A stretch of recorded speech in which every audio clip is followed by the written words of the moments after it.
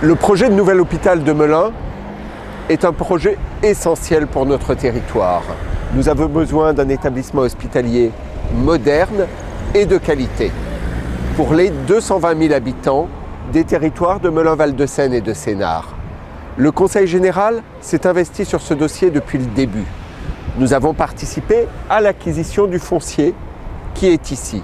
Mais nous allons réaliser également une partie des aménagements pour accéder à l'hôpital. Aux côtés d'Olivier Faure, notre député, nous nous sommes mobilisés pour que cet hôpital voie le jour.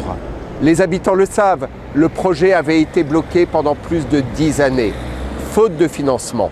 La santé, c'est aussi pouvoir se soigner au quotidien, pouvoir se rendre chez son médecin généraliste, pouvoir aller voir un spécialiste quand c'est nécessaire. Comment peut-on expliquer aujourd'hui que nous n'aidions pas nos concitoyens à pouvoir se soigner correctement? Nous connaissons la difficulté en matière de démographie médicale de notre département de Seine-et-Marne. Il nous faut donc œuvrer pour conserver nos médecins de proximité, construire des maisons médicales qui permettront de mettre dans un même équipement différents médecins avec différentes spécialités, des infirmières et des kinésithérapeutes. La majorité du Conseil général a instauré un système de bourse de façon à ce que de nouveaux médecins puissent venir s'implanter et prendre la succession des médecins déjà existants.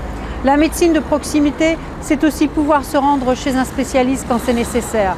Par exemple, la maison médicale de Sénart offrira cette opportunité. C'est indispensable.